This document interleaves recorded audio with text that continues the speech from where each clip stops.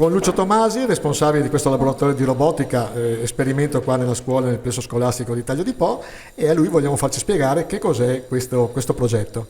Allora, la scuola è dotata di un nuovo laboratorio di robotica che permette di far lavorare i ragazzi, diciamo, con 6 robot della Lego Mindstorm EV3.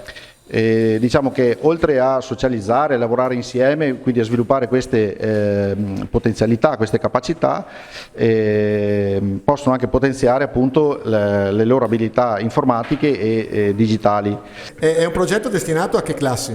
Allora, l'attività che stiamo facendo riguarda i ragazzi della quinta elementare, e la settimana prossima partirà con i ragazzi della prima media. Quindi abbiamo 2 gruppi da circa 15 ragazzi molto bravi, molto interessati. E il progetto, diciamo che è partito questa settimana, quindi durerà circa 15 giorni, insomma. Ringrazio questa finestra, questa opportunità di raccontare il nostro piano estate 2021.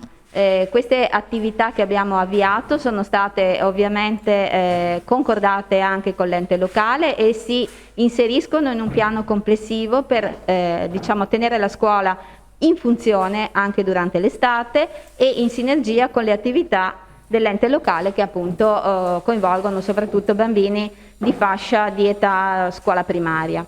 Abbiamo potuto avviare, grazie alla disponibilità dei docenti e all'adesione delle famiglie, dei laboratori, dei piccoli campus. Questo che avete già visto e sentito illustrato è appunto il campus di robotica, e insieme a questo c'è invece l'attività anche legata all'orto, e i ragazzi quindi sono stati chiamati a lavorare un po' all'aperto, un po' all'interno, ad occuparsi ovviamente di coltivazioni e sfruttando questo bellissimo orto che viene gestito nel nostro giardino da Foglie Vive, abbiamo la possibilità proprio di attivare un laboratorio concreto dove i ragazzi possono veramente sperimentare dal vivo il cosa significa poter produrre e coltivare il terreno.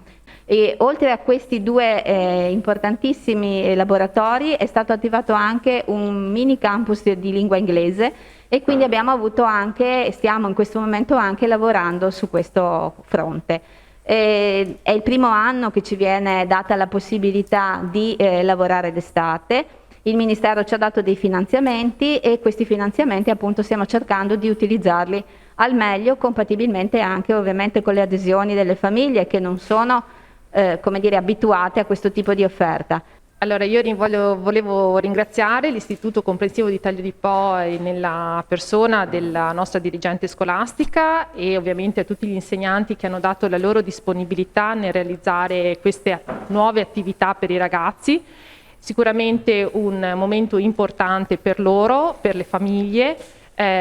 Ci siamo, come diceva prima la dirigente, coordinati tra attività di animazione estiva fatta dal comune e l'attività invece, questa nuova proposta che viene fatta invece ai ragazzi, per cui ecco un coordinamento tra scuola e ente locale. La scuola si arricchisce di queste attività che sono fondamentali a mio avviso per una buona crescita dell'alunno, perché permette uno sviluppo delle sue capacità intellettuali e relazionali che servono proprio per lo sviluppo stesso della persona, per cui ben vengano tutte queste iniziative.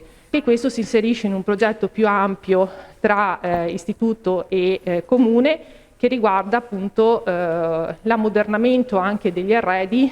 Finalmente insomma si sta lavorando anche su questo fronte qua per avere tavoli nuovi, sedie nuove.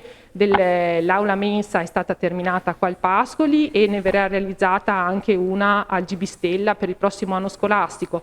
Quindi sono tutti quei miglioramenti che ci permettono di crescere e soprattutto di poter dare un'offerta ai ragazzi e alle famiglie adeguata agli anni in cui viviamo.